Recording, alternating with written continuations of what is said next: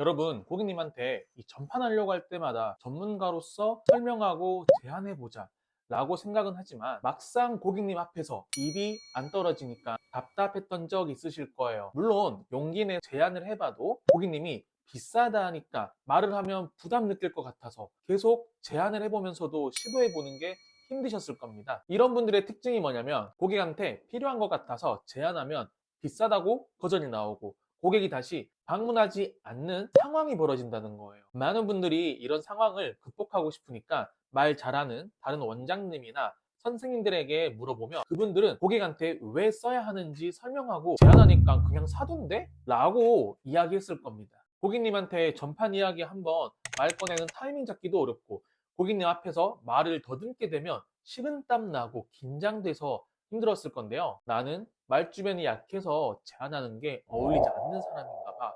그냥 기술에만 집중해야겠다. 라고 생각하고 포기하려는 분들도 많이 있을 텐데요. 오늘 확실히 알려드릴게요. 고객님에게 제안하는 게 힘든 이유는요. 말주변이 부족하고 설명을 못하기 때문이 아닙니다. 설명을 하기 전에 고객이 나의 권위를 모르기 때문이에요. 미국의 사회심리학자이자 주립대학교 명예교수 로버트 치알디니가 세계적인 베스트셀러 설득의 심리학을 보면 이런 구절이 있습니다. 사람은 어떤 내용이 사실인지 아닌지 꼼꼼히 따져보기보다 그 말을 한 사람이 의사 가운을 입고 있는지 박사 타이틀을 가졌는지에 따라 신뢰도로 판단을 한다는 거예요. 그래서 제가 실제 현장에서 미용사들의 말을 잘 듣는 고객과 잘 듣지 않는 고객의 차이를 살펴보니 설명이 아니라 고객이 미용사를 전문가로서의 권위를 느끼고 신뢰하고 있느냐가 전판이 잘 되고 안 되고의 결정적인 차이를 갈랐습니다. 그래서 오늘 영상에서는 대부분의 미용사들이 모르는 고객이 나의 권위를 느끼게 만드는 세 가지 원칙에 대해 설명드리려고 해요. 첫 번째, 고급스러운 단어를 써야 된다? 반은 맞고 반은 틀린 말입니다. 제가 봐왔던 매출이 높은 미용인들은 나이를 불문하고 고객한테 어려운 단어를 절대 쓰고 있지 않아요. 아는 척, 똑똑한 척을 하는 게 아니라 고객의 눈높이에 맞춰서 고객이 이해할 수 있게 이야기해 주는 게 핵심이었어요. 여러분도 고객의 입장이 돼서 생각해 보세요. 고객은 미용인이 아니에요. 그런데 모바일 과학에서 나오는 전문적인 언어와 단어들, 평소에 듣지 않는 멜라니 색소, 계면활성제에 대한 특징을 설명해봤자 명쾌하게 이해가 될 수 없습니다. 고객한테 전문가로 보이기 위해 했던 행동들이 사실은 고객이랑 멀어지는 행동을 만든 거죠. 권위라는 게 결국에는 상대방이 나의 말을 이해하고 신뢰하게 되는 건데 결국 우리가 고객의 눈높이에 맞는 단어와 문장으로 이야기해야 고객은 이해가 되고 우린 고객한테 전문가로 인식이 될 수 있습니다. 두 번째, 고객한테 과한 친절을 베풀지 마세요. 우리가 미용을 인턴 때부터 배울 때 고객이 찾아와 주니까 너무 감사하고 우리가 잘 해야 된다. 고객한테 맞춰주는 형태의 서비스, 그런 CS를 배우게 됩니다. 러시아의 생리학자 파블로프를 노벨상 수상을 하게 만든 유명한 실험이 있는데요. 파블로프의 개 실험이라고 있습니다.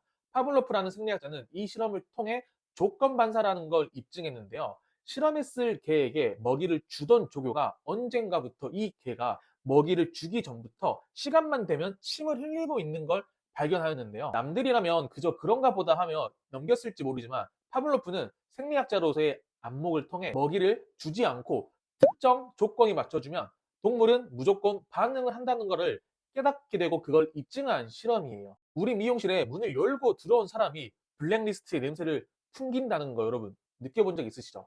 아닐 수도 있지만 대화를 하기 전부터 여러분 마음에서 미리 단정 짓는 행동이 바로 조건 반사입니다. 과한 친절이 독이 되는 이유가 바로 너무 과해서 저 자세를 보이면 사람은 우리에게 권위를 느끼는 게 아니라 아랫사람으로 느끼게 되고 이런 관계가 형성되면 나중에는 내가 해주는 어떤 서비스와 행동들을 고객이 너무 당연하게 느끼는 거예요. 세 번째, 고객에게는 명령을 해야 됩니다. 친절한 의사가 환자를 대하는 모습을 보면 좋아요. 기본적으로 엑스레이를 찍고 와라, 물리치료 받고 가라 이거지만 친절한 의사 선생님들은요 물리치료 받으면 통증이 많이 완화될 수 있으니까 1시간 잘 받고 약까지 잘 먹고 저랑 3일 뒤에 또 만나서 제가 관리해 드릴게요. 당연히 전자든 후자든 환자 입장에선 네 하는 거죠. 하지만 우리가 해야 하는 게 고객이 무엇이 불편하고 어떻게 달라지고 싶은지를 파악한 다음에 전문가로서 솔루션을 주는 거예요. 대부분이 고객에게 명령하지 못하고 고객님에게 내가 어떻게 해줬으면 좋겠는지 물어봅니다. 의사가 우리한테 어떤 치료받고 싶으세요라고 물어보지 않는 거잖아요. 똑같아요. 우리가 의사처럼 고객을 진단하고 솔루션 주고 이렇게 하려면 명령을 하셔야 됩니다. 마지막으로 실전 연습 방법을 알려드릴게요. 지금 알려드린 것들을 이해만 한다면 공부는 하는데 시험 문제는 절대 풀지 않는 것과 똑같습니다. 머리로 이해해도 연습을 안 하면 소용이 없습니다. 특히 오늘 알려드린 건 어려운 게 아닌 습관적인 부분입니다. 나도 모르게 고객한테 과한 친절을 베푸니까 저자세가 돼버리고 제안을 하기 위해 너무 과한 고급 단어로 고객을 더 어렵게 하니까 설명이 이해가 되지 않았던 거죠. 결국 여러분이 매출을 올리기 위해서 연습해야 되는 건 나의 상담 내용을 녹음해서 듣는 거예요. 그러면서 모니터링을 해보는 겁니다. 말하기에서 가장 중요한 건 내가 어떤 걸 잘못하고 있는지 스스로 인지하고 그 부분을 고쳐주는 거예요. 오늘 알려드린 내용을 요약하면 첫 번째는 너무 고급스러운 단어 쓰지 않기, 두 번째는 과한 친절 베풀지 않기, 세 번째는 명령하기입니다. 이 세 가지가 잘 되고 있는지 녹음하면서 듣고 부족한 부분을 캐칭하고 세 가지를 접목하려고 하면서 제안을 하기 전에 여러분을 잘 모르는 고객들에게 내가 전문가로서의 권위를 높이는 작업을 먼저 진행해 주세요. 그럼 저는 다음 영상에서 찾아오도록 하겠습니다.